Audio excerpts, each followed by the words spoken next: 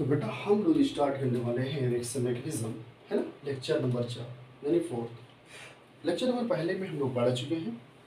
क्या पढ़े थे बेटा? Bond fission. लेक्चर नंबर 2 हो चुका है जिसमें हम लोग फ्री रेडिकल्स पढ़े थे। लेक्चर नंबर 3 हो चुका है जिसमें हम लोग carbocations, carbanion and their stabilities पढ़े थे। क्लियर? अब हम लोग पढ़ने जा रहे हैं बेटा रिएक्शन मैकेनिज्म लेक्चर नंबर 4, जिसमें हम लोग ये पढ़ेंगे हाइपर कॉन्जुगेशन क्या होता है। तो हेडिंग डालेंगे आज की नई हेडिंग्स हाइपर कॉन्जुगेशन, और हम लोग जानेंगे बेटा कि हाइपर कॉन्जुगेशन क्या होता है। यानी एक ऐसा कॉन्जुगेशन जो बहुत ज़्यादा, मतलब ऐसी जगह जहाँ जहाँ बेटा क्या हो, ऐसी जगह जहाँ पे पॉसिबल ना हो वहाँ पे भी क्या हो, कॉन्जुगेशन पॉसिबल करवा दे। दैट इज कॉल्ड क्या होगा? Hyper conjugation. इस इफेक्ट को हम लोग कहेंगे हाइपर कॉन्जुगेशन। सुनो, हाइपर कॉन्जुगेशन के लिए कुछ कंडीशंस होती है तभी हाइपर कॉन्जुगेशन होता है। हर जगह पे हाइपर कॉन्जुगेशन नहीं लगते हैं बेटा। क्लियर? वो कंडीशन क्या होती है पहले सीखते हैं, थोड़ा थोड़ा हम लोग सीखेंगे कि हाइपर कॉन्जुगेशन क्या है। तो पहले डेफिनेशन लिखें। कंप्लीट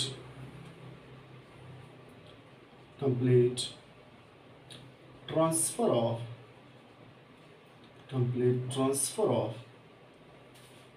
ध्यान देना बेटा, अल्फा कार्बन हाइड्रोजन, ये वाले सिग्मा बॉन्ड्स इलेक्ट्रॉन्स, है ना। ध्यान से सुनो बेटा, अल्फा कार्बन हाइड्रोजन, जो कार्बन कैसे हो, अल्फा कार्बन हो, उनसे जुड़ा हाइड्रोजन कैसा होगा, अल्फा हाइड्रोजन होगा। इनके बीच में जो बने बॉन्ड से क्या है, सिग्मा बॉन्ड्स। अभी इस बॉन्ड की मैं बात कर रहा हूँ कि कंप्लीट ट्रांसफर ऑफ क्या, कार्बन हाइड्रोजन्स, कार्बन अल्फा, इनके जो सिग्मा बॉन्ड्स इलेक्ट्रॉन है वो ट्रांसफर होंगे। तो complete transfer of alpha carbon hydrogen sigma bonds electron towards बेटा, टूवर्ड्स डबल बॉन्ड कार्बन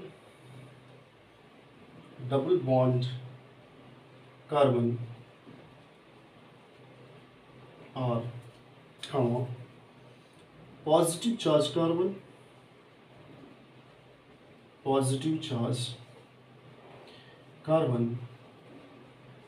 और free radical carbon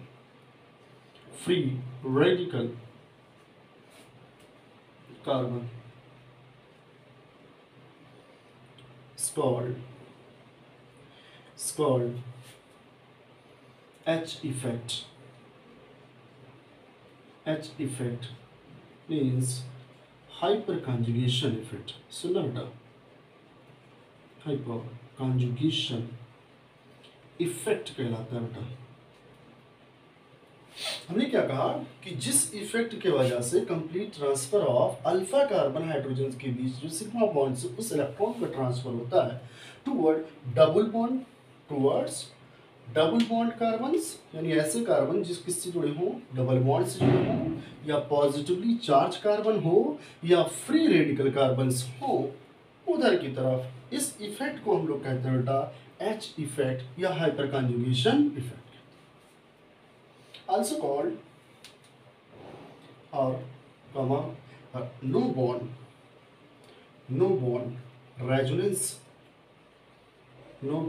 resonance and given by Nathan and Baker, and given by Nathan and Baker. So it is also called Nathan-Baker effect. सुनो बेटा, इसे हम लोग hyper conjugation effect के नाम से जानते हैं। इसी को हम लोग नो बॉन्ड रेजोनेंस के नाम से जानते हैं, और इसको देने वाले कौन थे? नेथन एंड बैकर्स थे। सो इनके नाम से भी हम लोग जानते हैं नेथन बैकर इफेक्ट, है ना। क्वेश्चन में चाहे तुमसे पूछे बेटा हाइपर कॉन्जुगेशन, चाहे तुमसे पूछे एच इफेक्ट, चाहे तुमसे पूछे नो बॉन्ड रेजोनेंस, और या तुमसे पूछे नेथन बैकर इफेक्ट, ये सारी बातें क्या है बेटा, सेम है। क्लियर? कुछ कंडीशंस होती हैं जहां पे ये लगती है। वो कंडीशन क्या है? या तो डबल बॉन्ड कार्बन हो, पॉजिटिव चार्ज हो, फ्री रेडिकल्स हो। इसमें भी कुछ कंडीशंस होती है कि अल्फा हाइड्रोजन्स या अल्फा कार्बन्स होना चाहिए। चलो हम लोग देखते हैं कि अल्फा कार्बन्स या अल्फा हाइड्रोजन्स क्या होते हैं। सुनो बेटा, नॉर्मली अगर हम कार्बन्स की बात करें तो ये कार्बन की वैलेंसी 4 होती है और ये लोग बेटा 4 बॉन्ड्स फॉर्मेशन करते हैं ना। मान लीजिए हमने क्या लिया, मीथेन लिया, तो तुम्हें पता है इसका शेप कैसा होगा, टेट्राहेड्रल होगा, बिकॉज 1 2 3 कितने 4 सिग्मा बॉन्ड्स पाए जा रहे हैं, 4 सिग्मा बॉन्ड्स पाए जा रहे हैं। लोन पेयर ऑफ इलेक्ट्रॉन कितना बेटा 0, तो टोटल हाइब्रिड ऑर्बिटल कितने होंगे 4, इसका हाइब्रिडाइजेशन क्या होगा sp3 होगा, इसलिए इसका शेप कैसा होगा बेटा टेट्राहेड्रल होगा। कैसा होगा टेट्राहेड्रल होगा। तो ये पता है कि जब इसमें कोई डिस्टरबेंस हो जाए, इस कार्बन में कोई डिस्टरबेंस हो जाए, लाइक दैट हाइड्रोजन अगर निकल जाए तो बेटा हो जाते पॉजिटिव चार्ज, तो 1 हाइड्रोजन इधर लग जाएंगे, दूसरे इधर लग जाएंगे, तीसरे हाइड्रोजन इधर, एक ये हाइड्रोजन्स यानी कि हाइड्राइड साइड में निकल जाए बेटा, तो यहाँ से ये इलेक्ट्रॉन से लेकर के निकल गए, ये माइनस और ये प्लस, ये बन गया कार्बोकेटायंस, यानी ऐसे कार्बन जिसमें पॉजिटिव चार्ज है ना, कार्बोकेटायंस के। सुना, इसमें हुआ क्या बेटा, हुआ ये कि अब इसके पास टोटल 3 सिग्मा बॉन्ड्स हैं और लोन पेयर ऑफ इलेक्ट्रॉन कितने हैं 0। इनका से यानी बॉन्ड एंगल यानी कि 3 ऑर्बिटल्स हाइब्रिड होंगे, जिसमें एक s और 2 p ऑर्बिटल्स होंगे, sp2 होगा, और इनका शेप जो होगा ध्यान देना, इनको मिलाओ है ना, बेटा ट्राइगोनल प्लेनर शेप होगा, ये एक ही प्लेन्स पे होंगे है ना, 1 2 3 यानी कि 2 बॉन्ड्स एक ही प्लेन्स पे पाए जाएंगे और इसका शेप बन जाएगा बेटा trigonal planar, trigonal planar shape बन जाएगा। सुनो, यानी इनके शेप में क्या हो गया डिस्टरबेंस हो गया, जरूरी नहीं कि प्लस आके ही डिस्टरबेंस हो, फ्री रेडिकल्स भी हो जाते हैं, हो सकता था कि ये फ्री रेडिकल्स बन सकते थे बेटा। सुनो, ये इसके हाइड्रोजन्स, ये इसके हाइड्रोजन्स, ये इसके हाइड्रोजन्स, ये रहे बेटा free radicals, H free radicals निकल जाए, तो ये कार्बन्स कैसे होंगे, अभी भी इनका शेप कैसा होगा ट्राइगोनल प्लेनर होगा, क्योंकि यहाँ पे भी क्या होगा बेटा 3 sigma lone pair of electron कितना बेटा अभी भी 0 है ना, ये तो अनपेयर्ड इलेक्ट्रॉन है, लोन पेयर इलेक्ट्रॉन थोड़ी है। हाइब्रिड ऑर्बिटल में पार्टिसिपेट कौन करते हैं, यानी कि वो ऑर्बिटल पार्टिसिपेट करते हैं बॉन्ड फॉर्मेशन या ओवरलैपिंग्स के लिए, इसमें पेयरिंग हो, पेयरिंग के लिए जिम्मेदार होते हैं, तभी हाइब्रिड बनेंगे। सिंगल इलेक्ट्रॉन से तो हाइब्रिड बन नहीं सकते ना, 2 ऑर्बिटल होने चाहिए, तो 2 इलेक्ट्रॉन्स पार्टिसिपेट करेंगे ना, यहाँ तो सिंगल इलेक्ट्रॉन्स है, तो ये लोन पेयर 0, तो टोटल हाइब्रिड कितने बनेंगे बेटा ऑर्बिटल 3 यानी कि sp2, और इसका भी शेप होगा ट्राइगोनल प्लेनर। कहने का मतलब है बेटा कि इनके शेप में क्या कर दिया गया, इनके शेप में चेंजिफिकेशन हो गया, यानी कि चेंज हो गया इनका शेप, जिसकी वजह से इस कार्बन को अब हम लोग कहने लगते हैं बेटा अनसैचुरेटेड कार्बन्स। क्या कहते हैं, अनसैचुरेटेड कार्बन्स कहते हैं, अनसैचुरेटेड कार्बन्स कहते हैं, है ना। थोड़ी देर के लिए तुम अगर बात करो, जैसे तुम बात कर सकते हो बेटा कि एल्कीन्स में क्या होता है sir, CH2 double bond CH2 ना बेटा, यहाँ जैसे तुम बात करोगे तो इस कार्बन के पास, यहाँ बात करोगे तो इस कार्बन के पास कितने हाइड्रोजन है 2, तो सर ये रहा एक हाइड्रोजन, दूसरा हाइड्रोजन यहाँ, इधर एक sigma bonds, pi bonds electron में पार्टिसिपेट हाइब्रिड ऑर्बिटल्स फॉर्मेशन नहीं करते हैं, सो हाइब्रिडाइजेशन नहीं होता। इसका अभी भी शेप कैसा बेटा प्लेनर, ट्राइगोनल प्लेनर है। सुना, ये भी कैसा है अनसैचुरेटेड कार्बन्स है, इसलिए कहते हैं डबल बॉन्ड्स हो चाहे ट्रिपल बॉन्ड्स हो, चाहे फ्री रेडिकल्स हो, चाहे कार्बोकेटायन चाहे कार्बोनाइंस हो, बट सारे कैसे कार्बन्स होते हैं अनसैचुरेटेड कार्बन्स होते हैं, क्लियर। लेकिन ये अनसैचुरेटेड कार्बन्स नहीं है, इनका शेप जैसे था मुकम्मल एज इट है, तो सो ये अनसैचुरेटेड कार्बन्स नहीं है, सैचुरेटेड कार्बन्स हैं। सुना, हम कहना क्या चाह रहे हैं, हम ये कहना चाह रहे हैं बेटा इस अनसैचुरेटेड कार्बन से जो कार्बन डायरेक्टली अटैच्ड होंगे उन कार्बन्स को हम लोग अल्फा कार्बन्स नाम देंगे, उन कार्बन्स को हम लोग अल्फा कार्बन्स नाम देंगे, है ना। छाप लो, आगे चलते, बेटा दें, सुनो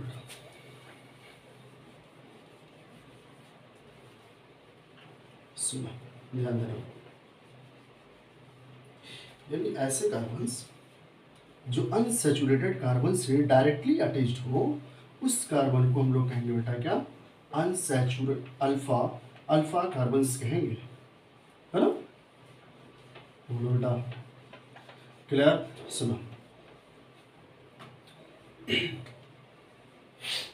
मतलब ये एक कार्बन्स, ये प्लस, है ना, इससे डायरेक्टली अटैच्ड जो कार्बन्स होगा, मान लो ये CH2 प्लस बेटा और ये CH3, ये हो सकता है free radicals, free radicals CH3 हो सकता है डबली बॉन्डेड कार्बन्स, है ना। सुनो सुनो बेटा, ये कैसा कार्बन्स होगा, अनसैचुरेटेड कार्बन्स होगा, कैसा होगा, अनसैचुरेटेड कार्बन्स होगा। ये भी कैसा होगा, अनसैचुरेटेड कार्बन्स, अनसैचुरेटेड कार्बन्स। और ये वाला कार्बन्स बेटा कैसा होगा, ये दोनों कैसे होंगे, अनसैचुरेटेड कार्बन्स होंगे, unsaturated carbons, clear.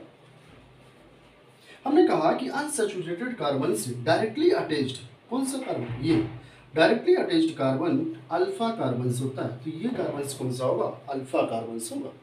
Unsaturated carbon से डायरेक्टली अटैच्ड कार्बन ही क्या होगा बेटा, अल्फा कार्बन होगा, इसलिए इसे हम लोग क्या कहेंगे, अल्फा कार्बन कहेंगे।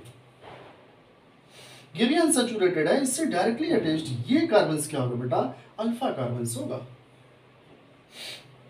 अनसैचुरेटेड कार्बन से डायरेक्टली अटैच्ड कार्बन कैसा होगा बेटा, अल्फा कार्बन होगा।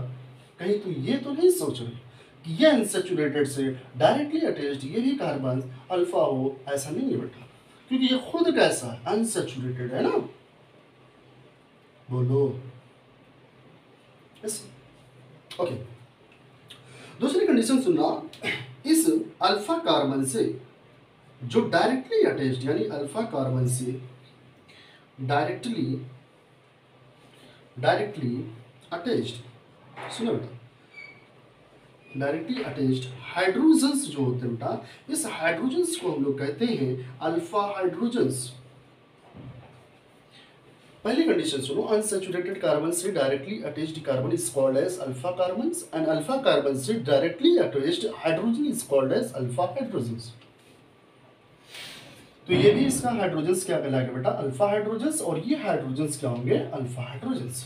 तुम काउंट कर सकते हो इसके पास अल्फा हाइड्रोजन्स कितने, ये तो अनसैचुरेटेड कार्बन से, तो इससे तो मुझे जोड़ना ही नहीं।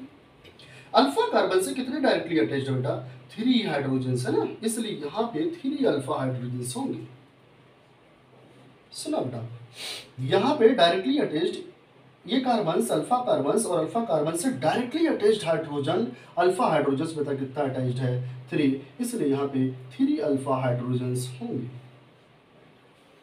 यहाँ पे कितने अल्फा हाइड्रोजन्स होंगे बेटा, 3 अल्फा हाइड्रोजन्स यहाँ पे भी होंगे, क्योंकि ये रहा अनसैचुरेटेड कार्बन से directly attached carbon alpha carbon, और अल्फा कार्बन से directly attached hydrogen is called alpha hydrogens कहलाते हैं ना। बोलो, सुनो, मिटा दे नहीं।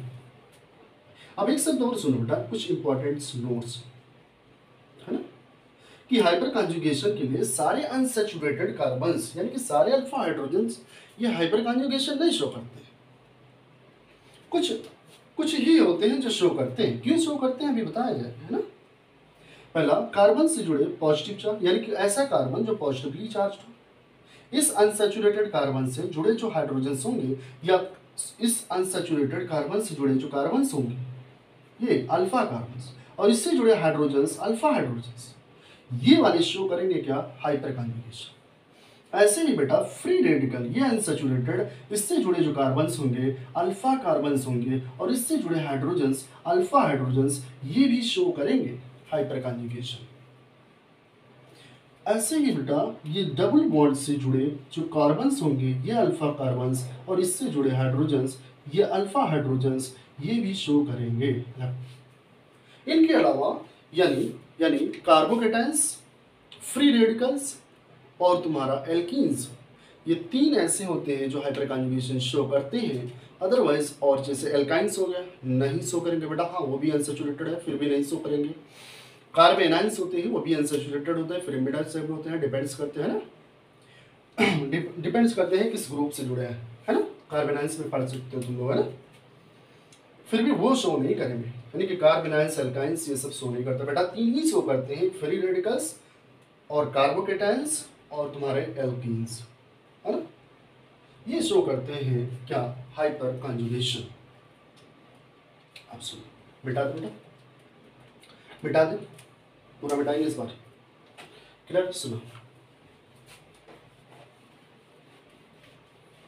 पूरा मिटाएंगे सर। अल्फा हाइड्रोजन हम सीख गए क्या होता है। अच्छा सर मुझे ये भी पता चल गया है अनसैचुरेटेड कार्बन्स क्या होते हैं ना, अल्फा हाइड्रोजन्स क्या होते हैं। सुनो बेकर नाथन बेकर इफेक्ट क्या होते हैं, नो बॉन्ड रेजोनेंस क्या होते हैं, है ना, या हाइपर कॉन्जुगेशन या एच इफेक्ट, ये सारे इफेक्ट इसी को कहा जाता है बेटा, हाइपर कॉन्जुगेशन इफेक्ट को कहते हैं ना। सुनो स्किप कर लेना है ना, मिटा रहे टाइम लग रहा है थोड़ा, स्किप कर लेना, स्किप कर लेना, कम से कम 40 सेकंड बेटा, है ना, स्किप कर लेना एक मिनट की वीडियो। सुनो यानी कि कौन से करते हैं बेटा, फ्री रेडिकल्स और कार्बोकेटाइंस और डबली बॉन्डेड कार्बन से जुड़े जो हाइड्रोजन्स होंगे, जो कार्बन्स होंगे बेटा, directly attached carbon is called alpha carbons and इससे directly attached hydrogen is called alpha hydrogen. ये सो है ना हाइपर कॉन्जुगेशन। लेकिन बेटा कार्बेनाइंस या एल्काइंस ये शो नहीं करेंगे, है ना। सुनो कैसे मूवमेंट कराएं, ध्यान दो, ये लो पॉजिटिव चार्ज यानी कि कार्बोकेटाइंस बेटा, है ना, इससे जुड़े क्या, अल्फा कार्बन्स, क्योंकि डायरेक्टली जुड़े carbons is called alpha carbons, और ये रहे इनके अल्फा हाइड्रोजन्स। क्लियर। सुनो बेटा होगा क्या, होगा ये कि ये अल्फा कार्बन्स हो गए और ये वाले hydrogens is called alpha hydrogens. बेटा ये भी होगा अल्फा हाइड्रोजन्स, बेटा ये भी होगा अल्फा हाइड्रोजन्स। क्लियर। हमने कहा जो अल्फा हाइड्रोजन्स होते हैं, अल्फा कार्बन और हाइड्रोजन्स, इसके बीच में जो बॉन्ड्स होते हैं कैसे बॉन्ड्स हैं, ये है सिग्मा बॉन्ड्स। और इन्हीं बॉन्ड्स का क्या होने वाला बेटा, इन्हीं बॉन्ड्स के जो इलेक्ट्रॉन्स है इन्हीं का क्या होने वाला है, मूवमेंट्स होने वाला है। और मूवमेंट्स किधर होगा बेटा, ये पॉजिटिव चार्ज की तरफ, पाई बॉन्ड्स की तरफ या फ्री रेडिकल्स की तरफ होगा। इसका मूवमेंट्स होता है बेटा, इस बॉन्ड का पूरा इलेक्ट्रॉन्स का मूवमेंट, कंप्लीट इलेक्ट्रॉन ट्रांसफर होता है इधर की तरफ, किधर की तरफ, पॉजिटिव चार्ज की तरफ। तो ये बन जाएगा बेटा, ध्यान देना, ये यहाँ पे पहले सिंगल था और ये भी आ गया तो हो गया डबल, इससे पॉजिटिव चार्ज था, ये इलेक्ट्रॉन्स आ गया नेगेटिव, न्यूट्रल कर दिया, है ना।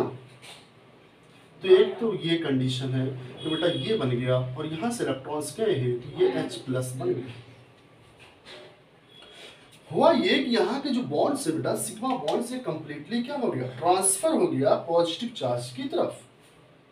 हुआ क्या है कि ये पॉजिटिव चार्ज, बेटा यहाँ पे कोई बॉन्ड नहीं है, है ना, कोई बॉन्ड नहीं। कॉन्जुगेशन का क्या मतलब होता है, पॉजिटिव चार्ज, है ना, पॉजिटिव चार्ज बेटा सुना, पॉजिटिव चार्ज कहीं पे भी हो कोई फर्क नहीं पड़ता। उसके बाद सिंगल बॉन्ड, उसके बाद डबल बॉन्ड या free radical, single bond double bond, है ना, या lone pair of electron, single bond double bonds, negative charge single bond double bond, है ना, ऐसा कुछ होता है बेटा। तो इसे हम लोग कहते हैं कॉन्जुगेशन, या double bond single bond double bond, है ना, ये सब होता है तो क्या कहते हैं, इसे कॉन्जुगेशन कहते हैं। सुनो इसी को हम लोग कहते हैं कॉन्जुगेशन। तो यहाँ पे क्या है, यहाँ पे है positive charge, no bond double bond, है ना, positive charge no bond double bond है तो कॉन्जुगेशन शो करेगा क्या, रेजोनेंस। क्योंकि जहाँ पे भी कॉन्जुगेशन होती है वो शो करते हैं क्या, रेजोनेंस। इस रेजोनेंस को क्या कहेंगे, क्योंकि यहाँ पे बॉन्ड्स क्या है, एब्सेंट, तो हम यहाँ कहेंगे absence ऑफ बॉन्ड, है ना। यहाँ पे बॉन्ड क्या है, absent है बेटा, इसलिए इस रेजोनेंस को हम लोग नाम देंगे नो बॉन्ड रेजोनेंस। क्या बोलते हैं, नो बॉन्ड रेजोनेंस बोलते हैं। क्लियर। सुनो, ये हाइड्रोजन्स के इलेक्ट्रॉन्स अभी तो ट्रांसफर हुए, क्या ये सिग्मा इलेक्ट्रॉन्स में ट्रांसफर हो सकते हैं, हो सकते हैं बेटा। तो दूसरी कंडीशन ये हो सकता है ये वाले हाइड्रोजन शिफ्ट हो सकते हैं, सॉरी हाइड्रोजन्स के जो कोवेलेंट बॉन्ड से वो शिफ्ट हो सकते हैं और यहाँ पे आ सकते हैं, और यहाँ ये प्लस आ सकता है क्योंकि यहाँ पे आ जाएगा प्लस और ये इलेक्ट्रॉन्स ये इधर शिफ्ट हो जाएंगे बेटा, है ना। तीसरी कंडीशन ये हो सकती है कि ये वाले हाइड्रोजन्स ये वाले बॉन्ड्स ट्रांसफर हो जाए बेटा यहाँ, है ना। ये बॉन्ड्स अगर ये सिग्मा बॉन्ड्स ट्रांसफर यहाँ होंगे तो क्या होगा, यहाँ डबल और यहाँ पे अब एब्सेंस हो जाएगा, एब्सेंस ऑफ बॉन्ड, यहाँ पॉजिटिव चार्ज, ये कार्बन्स और बेटा यहाँ वाले हाइड्रोजन्स ये खुद के इधर हाइड्रोजन और ये डबल बॉन्ड्स, है ना। सुना, हो क्या रहा है, हो ये रहा है कि पॉजिटिव चार्ज, है ना, no bond double bond resonance is called as no bond resonance, no bond resonance. बेटा बने कितने हैं, 3। क्या इसके और बन सकते हैं स्ट्रक्चर, नहीं, 3 ही स्ट्रक्चर बन सकते हैं। तो एक चीज समझो, यहाँ पे हाइड्रोजन्स कितने हैं, 3 अल्फा हाइड्रोजन्स है, 3 तो 3 अल्फा हाइड्रोजन्स है, इसलिए ये बॉन्ड्स कितने बनने बेटा, स्ट्रक्चर कितने बनने, 3 यानी कि 3 बनने।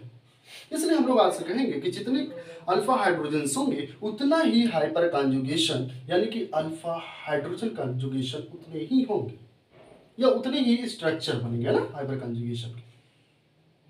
क्लियर। सुनो, यहां पे हो क्या रहा है, 3 बन रहे हैं, यहां पे भी क्या रेजोनेंस, यहां पे भी क्या है रेजोनेंस है सब। इस स्ट्रक्चर को बेटा हम लोग कहते हैं नो बॉन्ड रेजोनेटिंग स्ट्रक्चर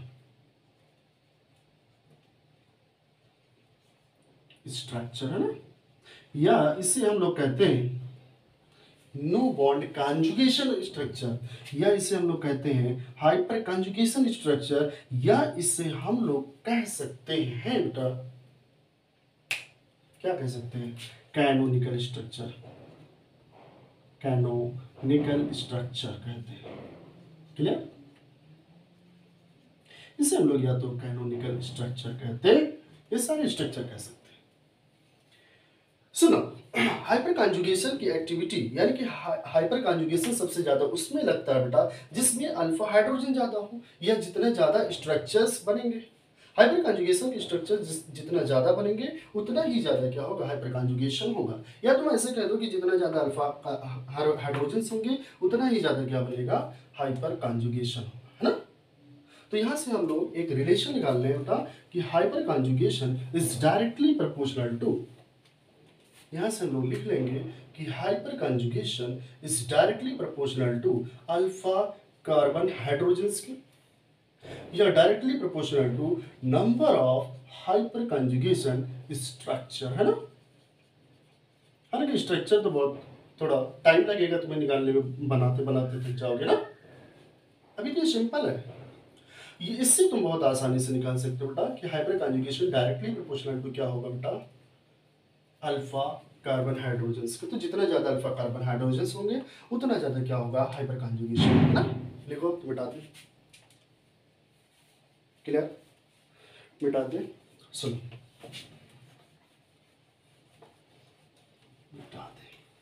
मिटा दे सर,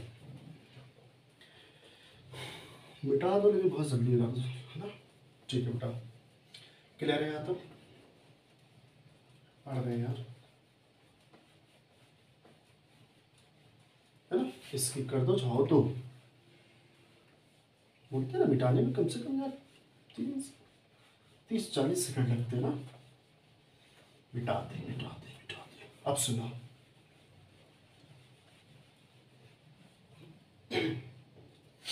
हाइपर कंजुगेशन हम लोग कहाँ इस्तेमाल करते हैं बेटा? हाइपर कंजुगेशन वहाँ इस्तेमाल करते हैं स्टेबिलिटी निकालने के लिए। किसकी स्टेबिलिटी निकालने के लिए बेटा? जहाँ पे ये लग रहे हैं हाइपर कंजुगेशन, उसकी स्टेबिलिटी निकालने के लिए। तो हम कहेंगे कि इसका यूज करेंगे बेटा, use stability for stability of carbocations stability of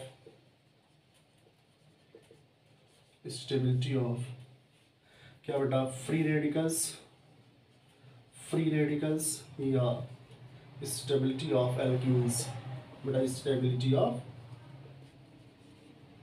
alkenes है ना, क्योंकि यहाँ 3 जगह यहाँ पे लग रहा है क्या बेटा? Hyper conjugation. इसलिए हम लोग 3 जगह पे लगाएंगे क्या? स्टेबिलिटी निकालने के लिए। एक कार्बोकेटाइंस की स्टेबिलिटी निकालने के लिए, फ्री रेडिकल्स की और एल्कीन्स की। और हम बता दें बेटा कि स्टेबिलिटी ऑफ इन सब की, है ना।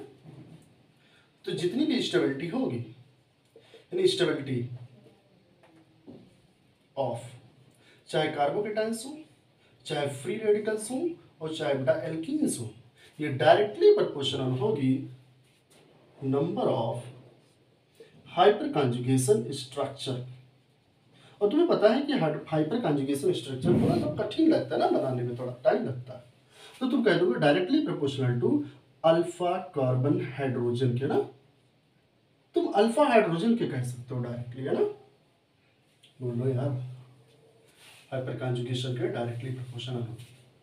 तो सुनो कुछ क्वेश्चन करते हैं, जैसे एग्जांपल कुछ करते हैं, जरूरी है करना, है ना, वरना पता कैसे चलेगा, हम लोग सीख चुके हैं थोड़ा बहुत। सुनो बेटा, ये रहा तुम्हारा CH2 प्लस कार्बोकेटाइंस, ये रहा बेटा CH3, दूसरा ये रहा CH3, ये रहा C और ये रहा CH3, ये रहा बेटा यहाँ पे H और ये रहा प्लस, ये रहा बेटा CH3 और ये रहा C, ये रहा CH3, ये रहा कार्बन CH3 मिथाइल्स और ये रहा बेटा प्लस, है ना। मतलब स्टेबिलिटी किसकी ज़्यादा होगी?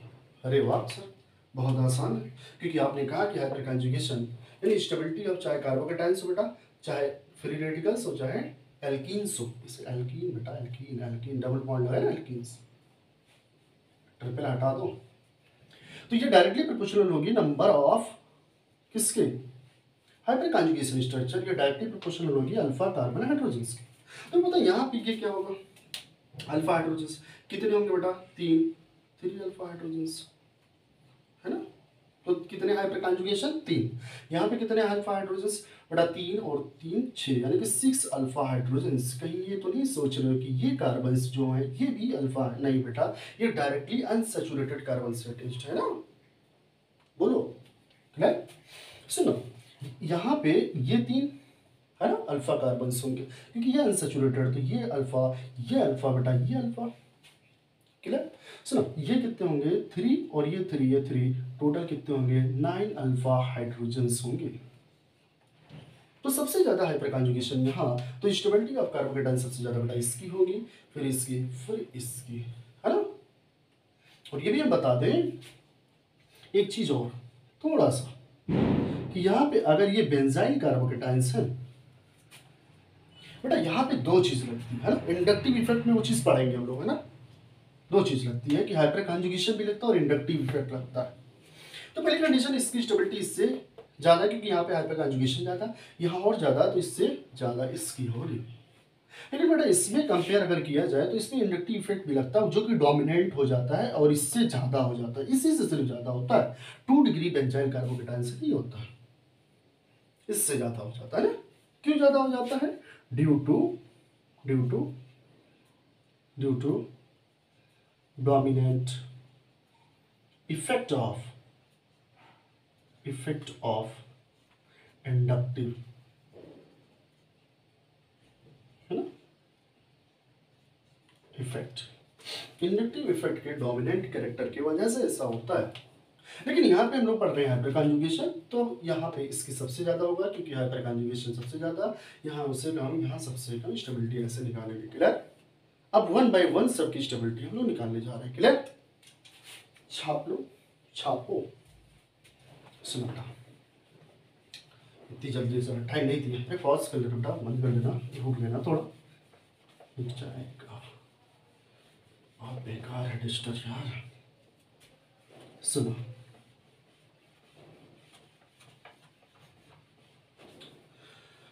हम लोग कोई बकवास नहीं करेंगे, सीधा क्वेश्चन लगाएंगे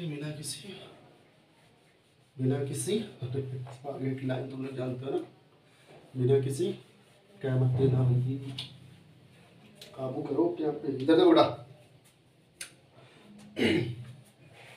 तो ये रहा दूसरा, जिसे हम कहें CH3, ये free radical, CH3 CH2 free radicals, CH3 CH3 free radicals, ये रहा बेटा CH3, ये रहा C, और ये रहा CH3, और ये रहा बेटा CH3 फ्री रेडिकल्स, है ना। तो बोलो स्टेबिलिटी कैसी होगी, फ्री रेडिकल की कैसे निकालेंगे। यहाँ पे 0 अल्फा हाइड्रोजन्स, यहाँ पे बेटा ये रहा अल्फा कार्बन्स, तो कितनी 3 अल्फा हाइड्रोजन्स, यहाँ पे ये और ये रहा अल्फा कार्बन्स, तो कितने हुए, क्योंकि ये अनसैचुरेटेड से डायरेक्टली अटैच्ड, ये और ये कार्बन्स अल्फा होंगे ना, ये अल्फा और ये अल्फा, तो ये हो गया बेटा 6 अल्फा हाइड्रोजन्स, है ना। यहाँ पे ये अनसैचुरेटेड कार्बन्स इससे जुड़े ये अल्फा कार्बन्स, और ये अल्फा कार्बन्स इससे जुड़े डायरेक्टली ये अल्फा कार्बन्स, तो बेटा 3 3 3 9 अल्फा हाइड्रोजन्स।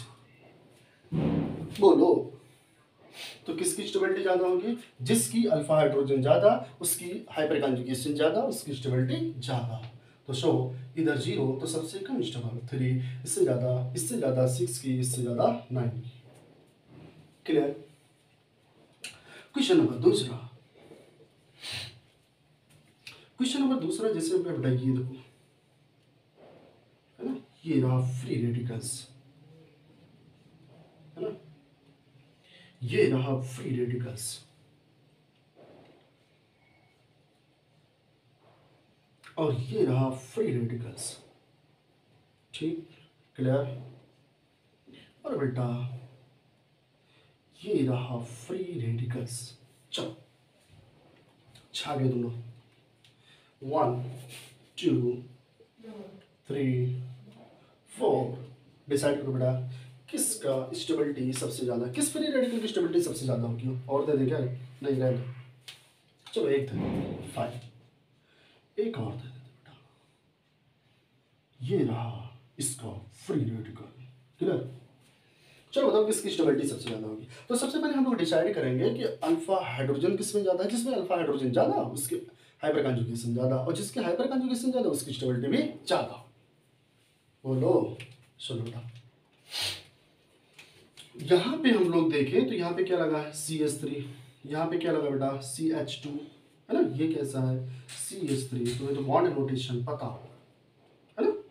तो यहाँ पे ये कैसा अनसैचुरेटेड कार्बन, तो ये कैसा अल्फा कार्बन, ये कैसा अल्फा कार्बन, कितने 5 अल्फा हाइड्रोजन्स इसके पास है। क्लियर, 3 और 2 5। यहाँ पे बेटा यहाँ पे ये होगा अल्फा, ये होगा CH3 अल्फा, कितने 3 अल्फा हाइड्रोजन्स, क्या इसके पास है, वो खुद अनसैचुरेटेड है ना।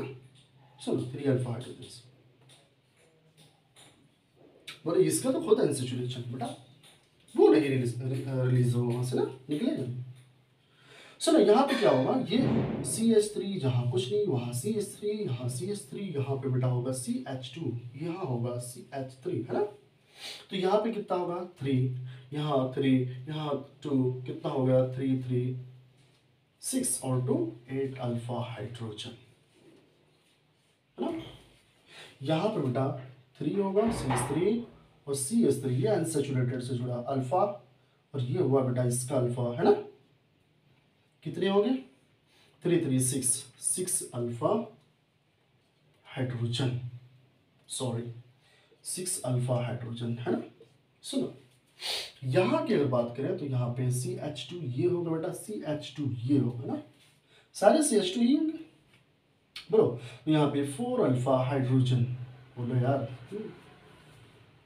तो सबसे ज्यादा अल्फा हाइड्रोजन किसका होगा, थर्ड का, उससे कम इसका, उससे कम फर्स्ट, उससे कम फिफ्थ, उससे कम थर्ड, सेकंड। तुम कह रहे होगे कि सेकंड सबसे लीस्ट स्टेबल है, लेकिन ऐसा नहीं होगा बेटा। कह रहे होंगे क्यों? तो सुनो, यहाँ पे एक्चुअल में क्या है कि सिंगल इलेक्ट्रॉन्स है ना, free radicals electrons, single bond double bond यहाँ पाया जा रहा है बेटा रेजोनेंस। क्या पाया जा रहा है? रेजोनेंस पाया जा रहा है ना। और यहाँ रेजोनेंस इसलिए, ये रेजोनेंस सबसे ज़्यादा इफेक्टिव होता है, सबसे ज़्यादा रेजोनेंस इफेक्टिव होता है, उसके पास हाइपर कंजुगेशन, उसके बाद इंडक्टिव इफेक्ट होता है बेटा, है ना। इसलिए सबसे पहले किसकी होगी? रेजोनेंस की। तो सबसे ज़्यादा कौन स्टेबल होता बेटा? सेकेंड। उसके बाद इससे कम स्टेबिलिटी किसकी होगी?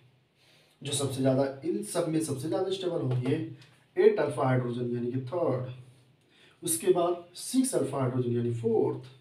उसके बाद बेटा ये 5 अल्फा हाइड्रोजन्स यानी कि फर्स्ट। उसके बाद last one is that fifth.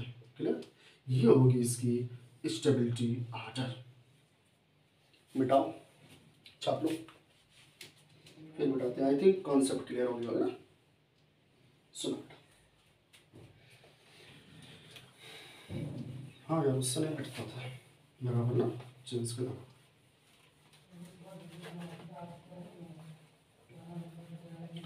सुनो सुनो सुनो सुनो बेटा, एल्कीन्स के बारे में बात करें तो ये रहा CH2। शुरू से बात करें बेटा ना, CH2 डबल बॉन्ड CH2, दूसरा CH3 CH double bond CH2, तीसरा CH3 CH double bond CH single bond CH3, है ना। उसके बाद CH3 और ये रहा CH3 और ये रहा डबल बॉन्ड, ये रहा CH2 नहीं CH3, है ना। उसके बाद बेटा हम लोग बात करेंगे CH3 सिंगल बॉन्ड CH3 और ये रहा डबल बॉन्ड CH और ये रहा CH3 और ये रहा बेटा CH3, है ना। दो स्ट्रक्चर और डिजाइन करेंगे हम लोग CH3 में, ये हाइड्रोजन्स और ये C और ये डबल बॉन्ड्स ये C और ये हाइड्रोजन्स, और हम लोग यहाँ बनाएंगे CH3 और यहाँ बनाएंगे CH3। एक C डबल बॉन्ड C यहाँ बनाया H, यहाँ बनाया CH3, यहाँ बनाया H और यहाँ बनाया CH3। इन सब की हम लोग निकालने जा रहे हैं स्टेबिलिटी। ये हुआ पहला, ये सेकंड, ये थर्ड, और तुम लोग डिसाइड करके बताओगे कि इसमें आंसर कौन सा आने वाला है। क्लियर? इसकी स्टेबिलिटी तुम लोग डिसाइड करोगे। बोलो बेटा। तो तुम कहोगे कि स्टेबिलिटी ऑफ एल्कीन्स, क्या कहोगे? Alkene is directly proportional to बेटा हाइपर कॉन्जुगेशन, है ना, हाइपर कॉन्जुगेशन। और तुम्हें पता है कि hyperconjugation directly proportional to alpha hydrogens, alpha carbon hydrogens bond. चलो निकाल दो बेटा।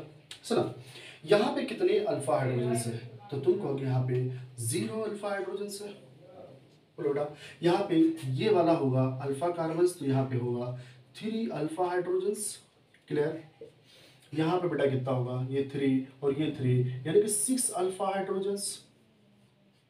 यहाँ पे बेटा ये 3 और ये 3 यानी कि 9 अल्फा हाइड्रोजन्स। बोलो, यहाँ पे 3 कितने? 4 टाइम्स यानी कि 4 3 12 यानी कि 12 अल्फा हाइड्रोजन्स। ये बेटा 3 6 अल्फा हाइड्रोजन्स, बेटा 3 और 3 6 अल्फा हाइड्रोजन। क्लियर? सुनो बेटा, तो सबसे कम स्टेबल कौन? तो सबसे कम तो होगा फर्स्ट वाला, क्योंकि इसके पास कोई अल्फा हाइड्रोजन नहीं है, तो सबसे कम स्टेबल होगा फर्स्ट, है ना। सबसे ज्यादा कौन होगा? सबसे ज्यादा कौन होगा जिसके पास सबसे ज्यादा अल्फा हाइड्रोजन हो ना? किसके पास है? इसके पास, यानी फिफ्थ के पास 12 अल्फा हाइड्रोजन। देखो ना, 12 है, इसके बाद 9 है, तो सबसे ज्यादा कौन होगा? 5th का। क्लियर? श्योर? उससे कम किसका होगा बेटा? उससे कम होगा 9 अल्फा हाइड्रोजन्स यानी कि 4th। उससे कम किसका होगा बेटा? 6 अल्फा हाइड्रोजन। अब ध्यान दो 6 अल्फा हाइड्रोजन्स में ये भी 6, ये भी 6, इसको हम लोग थोड़ी देर के लिए बेटा, थोड़ी देर के लिए इस कार्बन को हटा के यहाँ पे लगा दे, है ना? 6 अल्फा हाइड्रोजन्स ही होंगे, क्योंकि इसी का स्ट्रक्चर ये दोनों बना था ना बेटा, कोई डिफरेंस नहीं था, इसलिए हमने हटाया इसे, है ना? पता चले क्यों हटा दिया सर को नहीं आता, अरे ठीक है नहीं आता, तुम्हें तो बहुत आता है ना, लगाओ तुम। तो 3 और 3 6 अल्फा हाइड्रोजन्स, है ना? यहाँ भी 6, यहाँ भी 6, तो सबसे ज्यादा स्टेबल कौन होगा? अब सुनो बेटा, यहाँ पे ये 3 अल्फा हाइड्रोजन्स ये एक ही कार्बन पे क्या कर रहे हैं? यहाँ पे एक ही तरफ से दोनों के दोनों अपने सिग्मा बॉन्ड्स को ट्रांसफर कर रहे हैं, है ना? इसलिए यहाँ की स्टेबिलिटी सबसे ज्यादा होगी, इसलिए इसकी स्टेबिलिटी सबसे ज्यादा होगी, क्योंकि एक ही कार्बन की तरफ सारे इलेक्ट्रॉन्स ट्रांसफर हो रहे हैं। क्लियर? तो इसकी स्टेबिलिटी ज्यादा होगी, यानी कि फिर होगी 3rd की, उससे कम। बेटा इससे कम इसमें से कोई होगा? सुना, ये वाले कैसे बेटा? 6 पोजीशन पे, है ना? यहाँ पे ये वाले 6 पोजीशन पे हैं, ये लोग आपस में क्या कर रहे होंगे? रिपेल कर रहे होंगे, ऐसे रिपल्सन लगा रहे होंगे, रिपल्सन फोर्स, यानी रिपल्सन एनर्जी इसके पास ज्यादा, जिसके पास एनर्जी ज्यादा उसकी स्टेबिलिटी कम, तो इसके पास स्टेबिलिटी क्या होगी? कम। यहाँ पे ठहरना ही नहीं चाहेंगे भाई, दो लोग आमने सामने जस्ट वैसे ही पावर वाले नहीं रुकेंगे, एक को बेइज्जती बर्दाश्त करनी पड़ेगी, ऐसा नहीं होगा। तो इसलिए इसके पास रिपल्सन एनर्जी ज्यादा है, दूर जाने की एनर्जी ज्यादा है, इसलिए बेटा ये कम स्टेबल होंगे ना। इसकी स्टेबिलिटी ये बेटा ये कैसे है? ट्रांस पोजीशन पे, एक दूसरे के अपोजिट पोजीशन पे ट्रांस, ये सेम साइड में हो, सेम साइड में होने के लिए इसे क्या कहते हैं बेटा? सिस पोजीशन, है ना? ये ट्रांस पोजीशन बोलो। तो ये वाले अपोजिट हैं एक दूसरे के भाई, कोई दिक्कत नहीं, स्टेबल है, ये खुद दूर जा रहे हैं, ये खुद दूर जा रहा है, जान लो स्टेबल है, क्योंकि साथ में लाएंगे तो एनर्जी रिपल्सन की बढ़ जाएगी, है ना? बवाल हो जाएगा। तो ये ट्रांस, इसलिए इसकी स्टेबिलिटी क्या होगी बेटा? ज्यादा होगी, क्योंकि रिपल्सन एनर्जी कम होगी, जिसके पास एनर्जी कम उसकी स्टेबिलिटी ज्यादा, तो इसकी स्टेबिलिटी ज्यादा होगी, यानी कि 7 की, और इससे कम किसकी होगी बेटा? 6 की, और ये होगी पूरा ऑल ओवर स्टेबिलिटी, है ना? बोलो, समझ में? क्लियर? ओके, चलो छाप दो।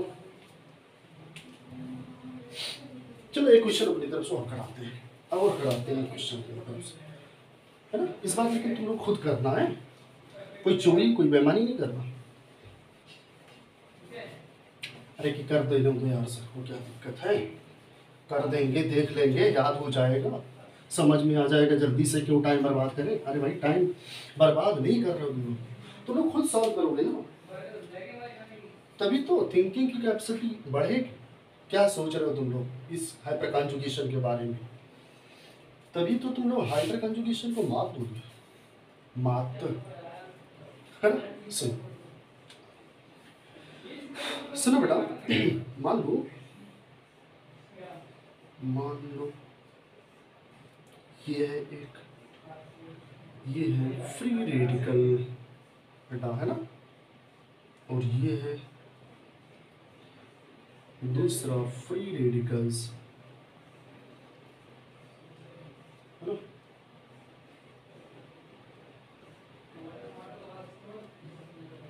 सुनो बेटा, फ्री रेडिकल्स, और ये है तीसरा जेड बाबा,